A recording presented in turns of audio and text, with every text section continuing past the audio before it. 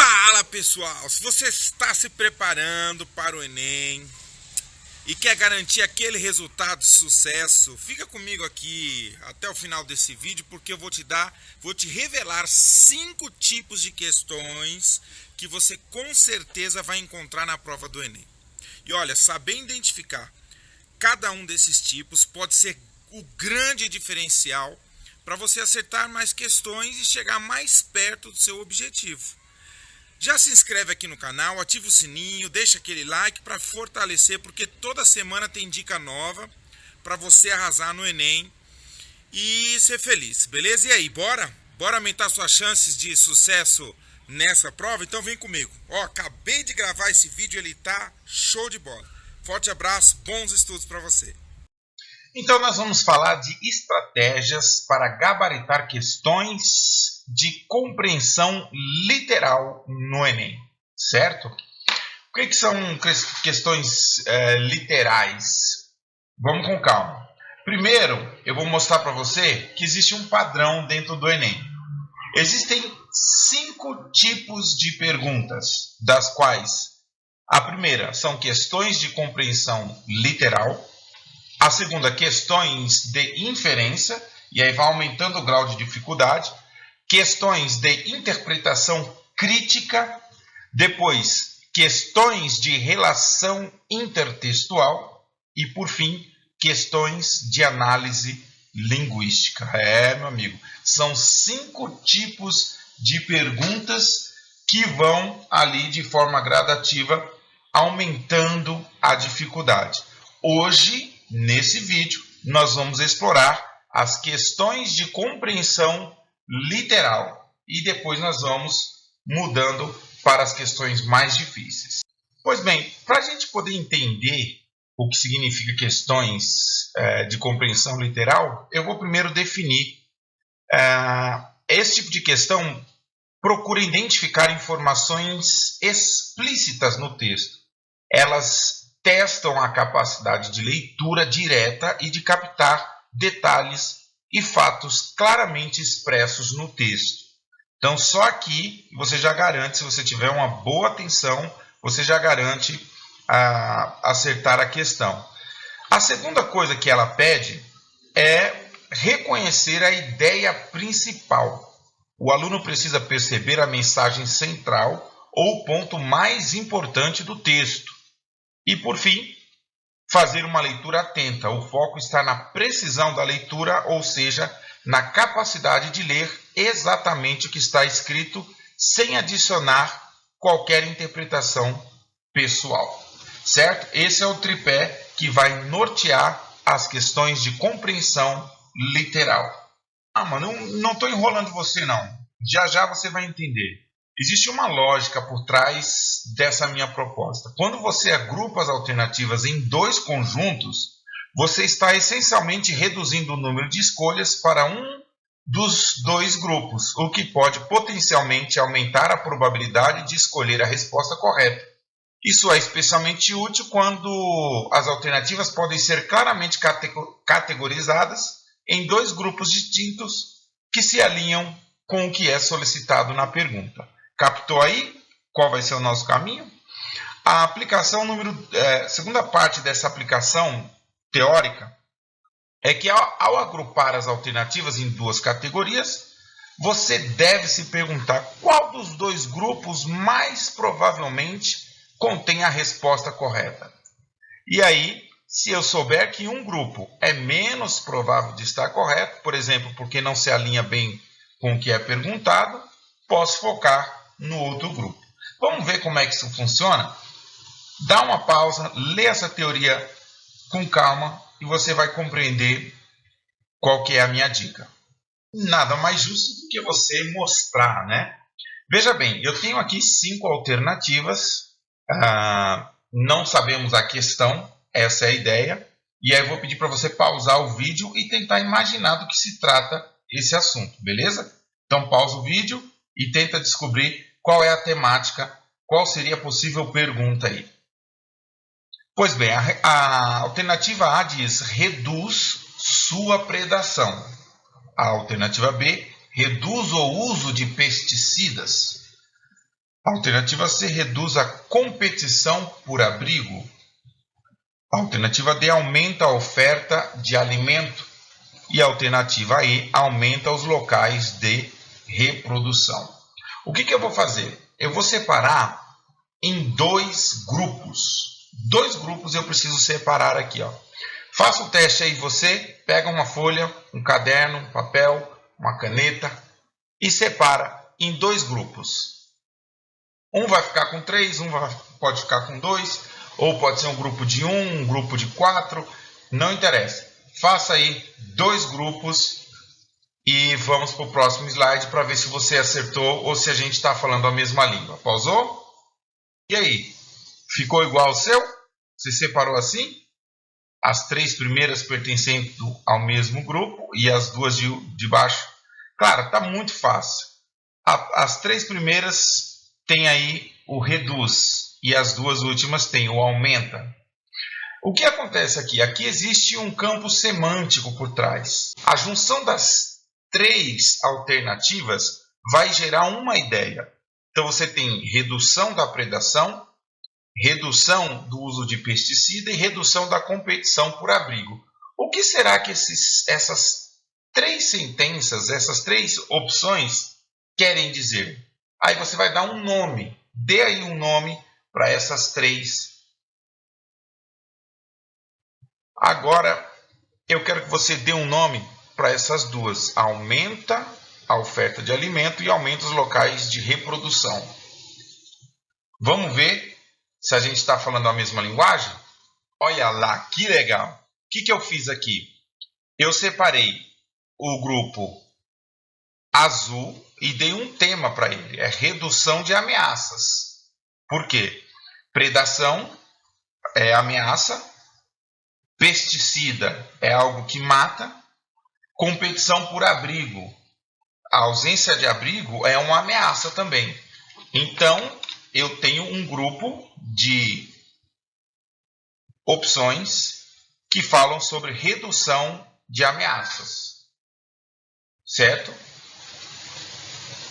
O grupo 2 eu separei como aumento de recursos disponíveis.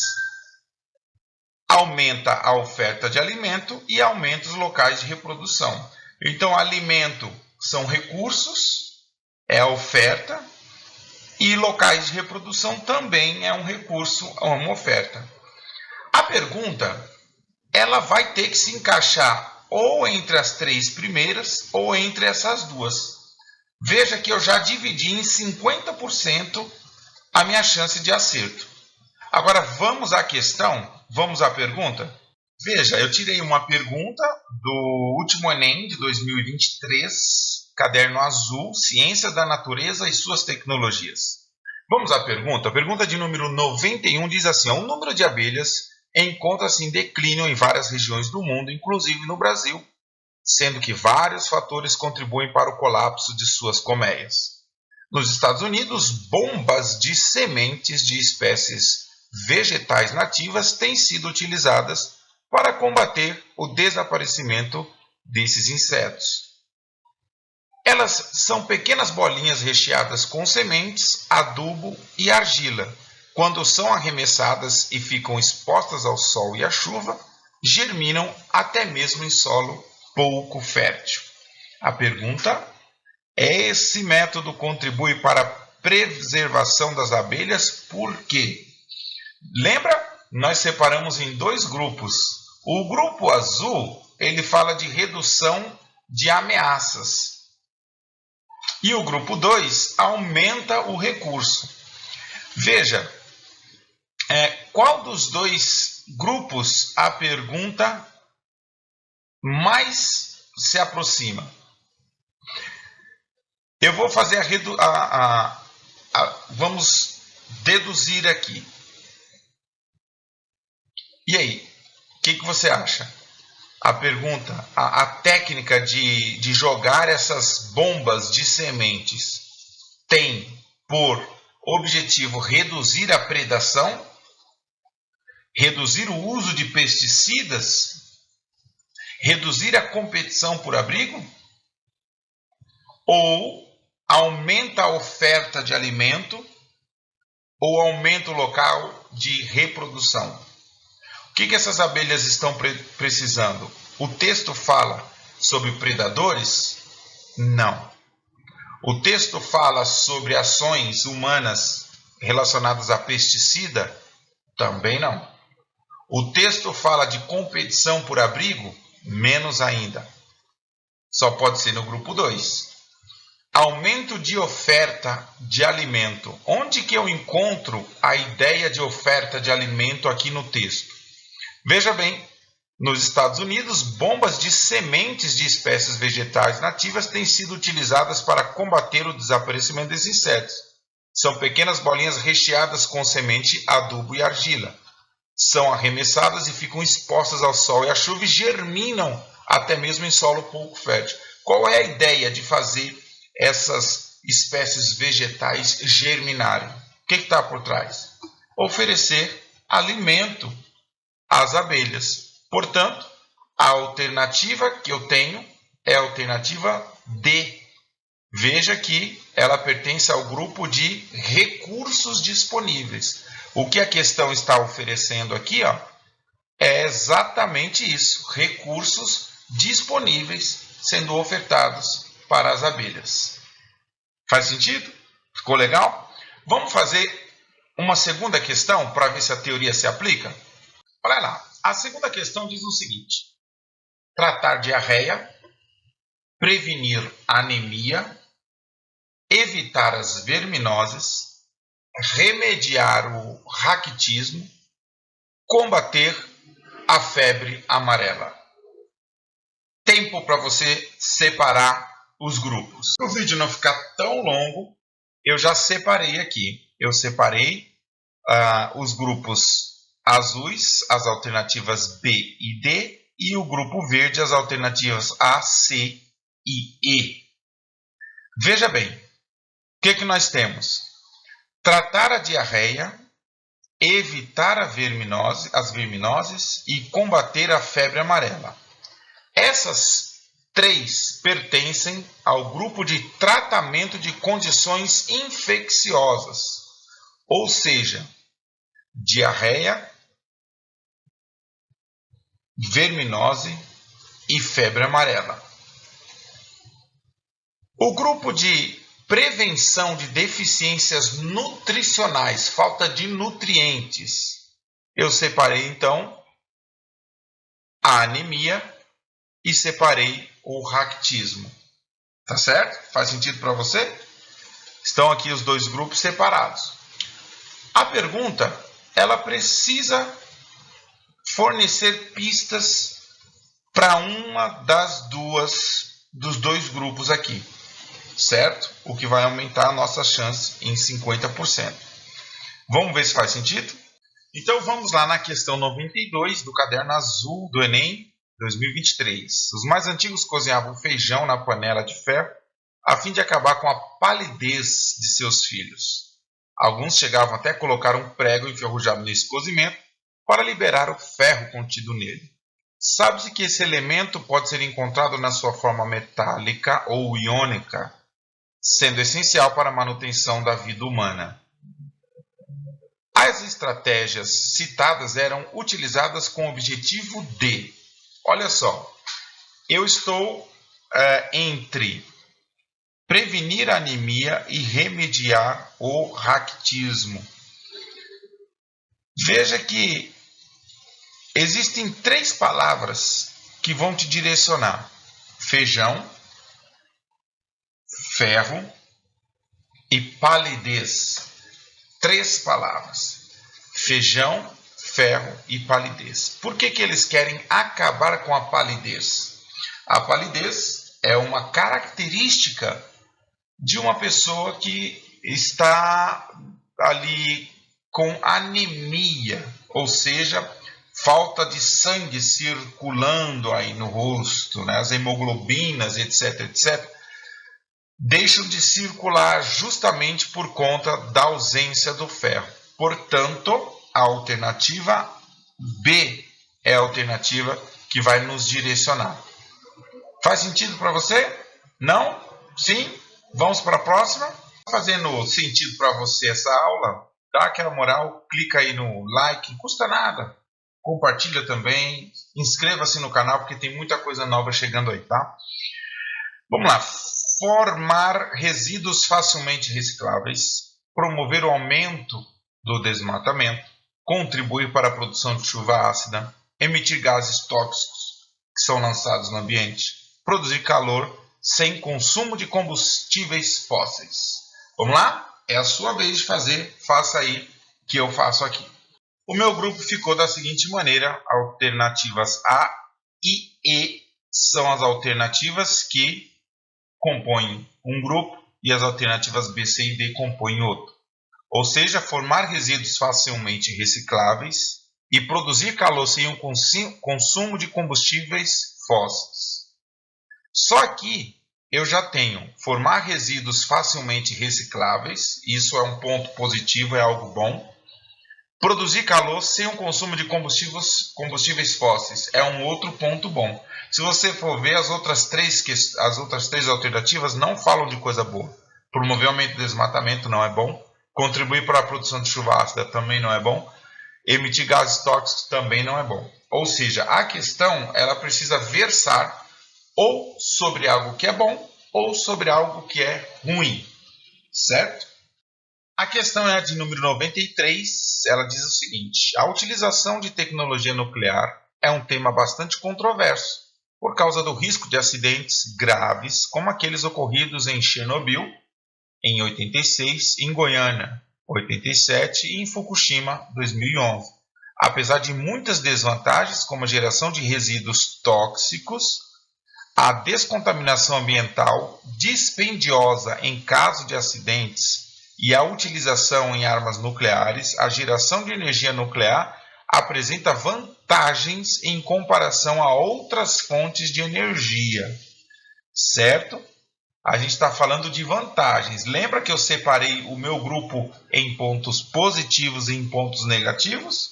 Portanto, as três de cima são pontos negativos. A questão não pergunta nada sobre, não fala nada sobre pontos negativos. A geração dessa energia tem como característica ou formar resíduos facilmente recicláveis ou produzir calor sem o consumo de combustíveis fósseis. Então você já reduziu pela metade e aqui vai um pouquinho de lógica, né? Um pouquinho de lógica. Formar resíduos facilmente recicláveis de uma usina nuclear. Você já viu alguém reciclar algo de uma usina nuclear? A questão já está aí, já está para você, já está dada, de graça, de graça. Se você não souber isso, filhão, pula o vídeo, vaza daqui, porque não adianta mais, perdeu. Então, formar resíduos facilmente recicláveis não é a resposta. Só pode ser a alternativa E, produzir calor sem o consumo de combustíveis fósseis. Veja se faz sentido ou não essa dinâmica aqui de separar em dois grupos. Vamos para mais um, o terceiro exemplo aqui. Vamos lá. Vamos lá, mais 5 alternativas aqui. Execução de manobras, metabolismo corpóreo elevado, manutenção da aerodinâmica, deslocamento de grandes velocidades a grandes velocidades, capacidade de voo em grandes altitudes. Separem para mim aí. A gente só tem ponto positivo, não tem nada negativo, certo? Separem aí o grupo de vocês que eu vou separar o meu aqui. E aí, o seu grupo ficou desse jeito? Execução de manobras, depois manutenção da aerodinâmica, deslocamento em grandes velocidades, ele está falando de agilidade, é uma agilidade, capacidade de voo de grandes altitudes. Então, o que nós temos aqui?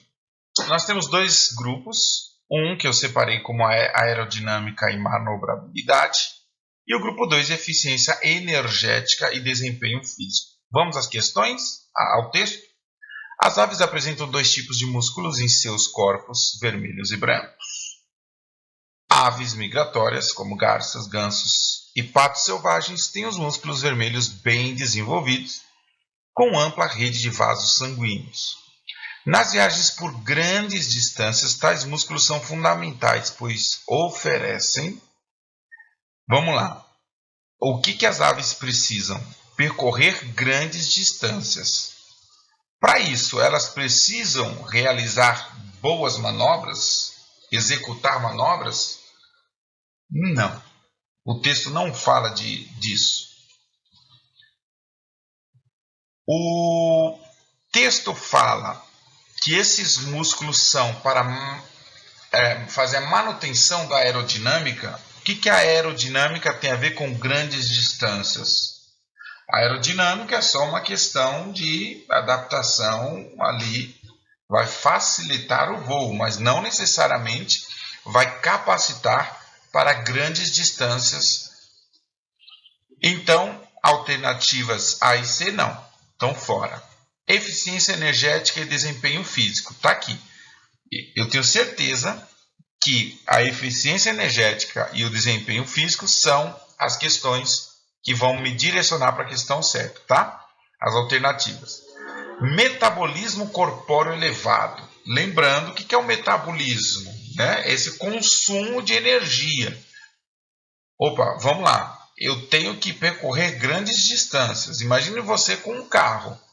Você quer um carro que consuma bastante gasolina? Como é que vai ser essa sua viagem? Não vai ser nada boa. Vai ser lenta. Por que lenta? Porque você vai ter que parar várias vezes para abastecer. A mesma coisa, uma ave que tem um metabolismo corpóreo elevado. Ela vai ter que parar para se alimentar, para descansar mais vezes do que o comum. Então a questão não está ressaltando o metabolismo. Deslocamento a grandes velocidades. Olha, se a ave precisa desses músculos com ampla rede de vasos sanguíneos bem desenvolvidos, por que eles precisam ser bem desenvolvidos? Vamos para a alternativa E antes de voltar na D. Capacidade de voo em grandes altitudes. Ter a capacidade de voar alto vai levar a ave a grandes distâncias? É isso que o texto está dizendo? De forma alguma. Portanto, a única alternativa que nos sobra é a alternativa D, deslocamento a grandes velocidades. Porque a constância do voo da ave, ou seja, esses dois músculos, é que vai garantir que ela percorra grandes distâncias. Portanto, a alternativa D é a alternativa correta. Vamos a mais uma, penúltima. Enumerar as causas determinantes da violência no trânsito, contextualizar a campanha de advertência no cenário mundial, divulgar dados numéricos alarmantes sobre acidentes de trânsito, sensibilizar o público para a importância de uma direção responsável ou restringir os problemas da violência no trânsito a aspectos emocionais. Pausa o vídeo e marque aí quais são os grupos que você separou. Ficou assim também o seu? Vê aí.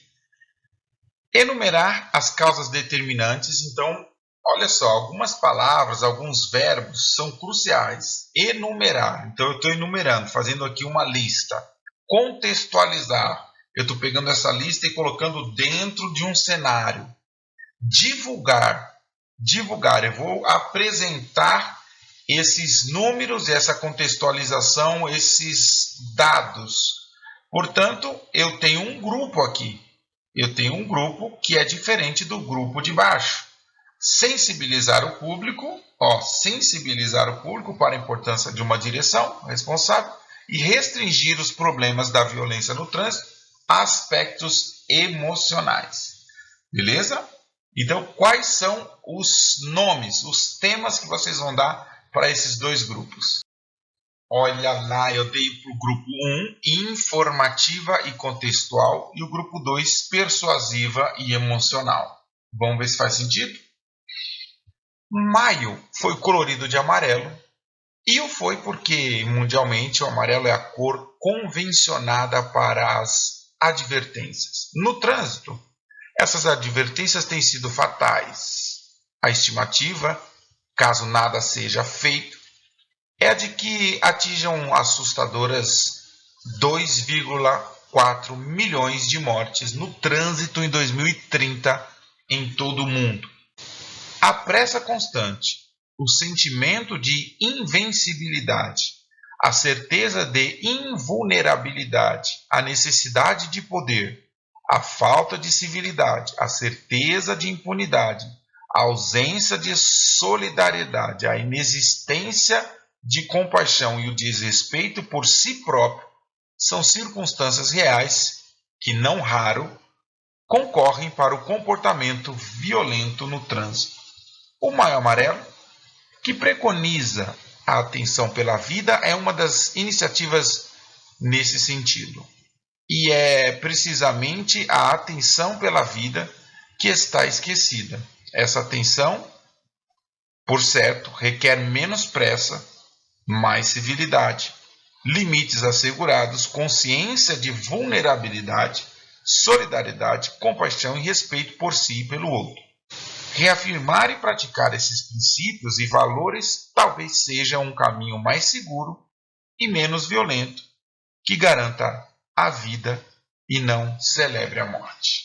Bonito texto, né? Vamos às alternativas? Eu já separei. Qual que é a intenção do texto? Ele quer informar e contextualizar, ou ele quer persuadir através do emocional, ou nos emocionar? Qual grupo que você acha que está sendo relacionado ao tema? Primeiro, a gente precisa ler a pergunta. Considerando os procedimentos argumentativos utilizados, infere-se que o objetivo desse texto é enumerar as causas determinantes da violência no trânsito. Essa é a essência do texto, porque se fosse a essência, ele parava aqui, certo? Cadê as causas determinantes? Acabava aqui, mas o texto continua. Então não é só enumerar as causas. Contextualizar a campanha de advertência no cenário mundial. Onde é que está aqui a campanha num cenário mundial? Dá uma olhada aí. Pausa o texto, pausa o vídeo e dá uma lida no texto. C. Divulgar dados numéricos alarmantes sobre acidentes de trânsito. Essa é a preocupação deles, porque só existe um número aqui, né? 2,4 milhões. E não tem mais. Não tem mais. Então a essência do texto não é divulgar. Deveria ter mais números aqui, mas não tem. Então as alternativas A, B e C não correspondem à alternativa que a gente quer. Grupo 2, persuasão e emoção. Sensibilizar o público para a importância de uma direção responsável. Será que é isso? Onde é que está essa sensibilização? Olha aqui, ó. Reafirmar e praticar esses princípios de valores talvez seja um caminho mais seguro e menos violento, que garanta a vida e não celebre a morte. Veja, há um apelo para essa restrição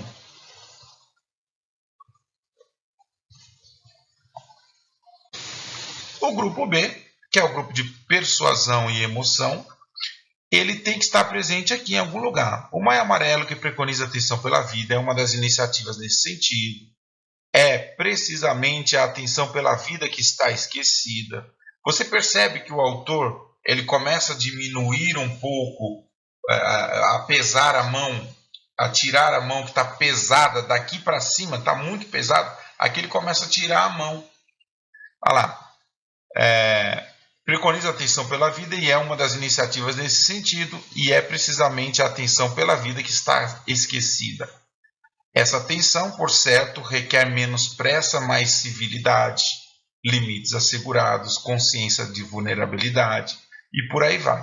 Então, o texto quer restringir os problemas da violência do trânsito a aspectos emocionais, ou seja, qual é o motivo trânsito ter tanta violência é por aspectos emocionais? Não é isso que o texto fala, certo?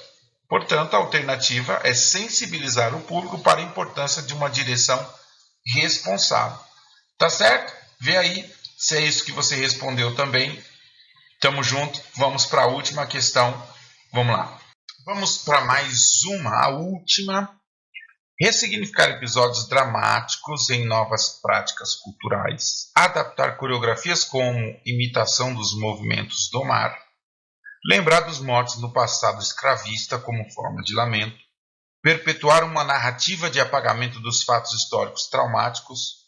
Ritualizar a passagem de atos fúnebres nas produções coletivas com espírito festivo. É a sua vez de participar. Pausa o vídeo e marque o X aí nas suas alternativas.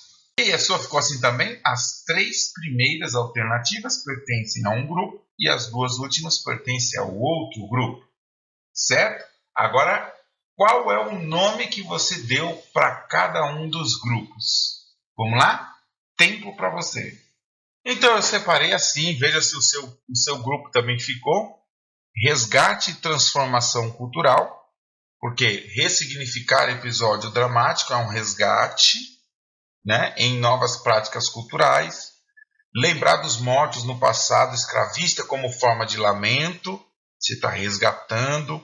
Ritualizar a passagem de atos fúnebres na produção coletiva com espírito festivo. Você está relembrando aquilo lá de forma, como eu diria, transformando essa cultura. Mas é isso, é a ênfase do texto, é exatamente essa. Vamos para a questão 2. Interpretação literal estética. Estética. O que é estética? Estética é beleza. Estética é arte. Estética é sensibilidade.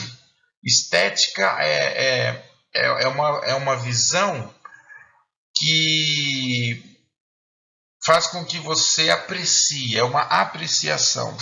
Certo? Então vamos às alternativas. Vamos ler o texto e vamos tentar entender. O mar abaixo é uma expressão artístico-cultural formada nas tradições e na identificação cultural entre as comunidades negras do Amapá. O nome remonta às mortes de escravizados em navios negreiros que eram jogados na água. Em sua homenagem, hinos de lamento eram cantados mar abaixo, mar acima.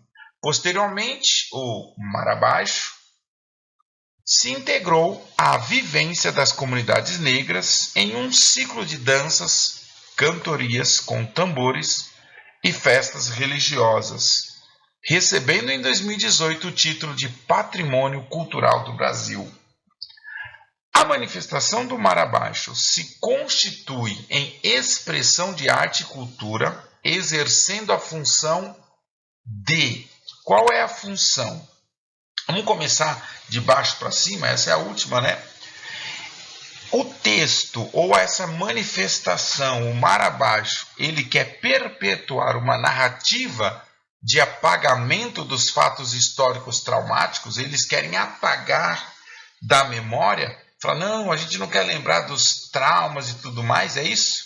Adaptar coreografias como imitação dos movimentos do mar.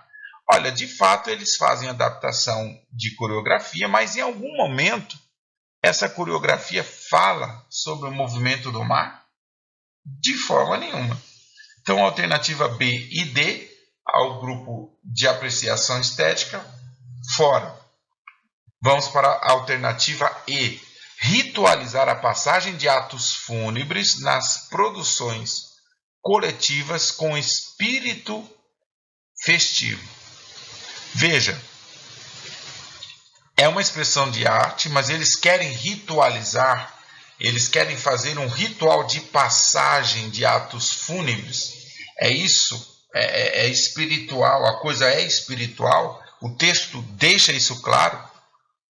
Atos fúnebres. Não fala disso. Lembrar dos mortos no passado escravista como forma de lamento. Eles querem lamentar a morte dos escravos, somente lembrar num passado,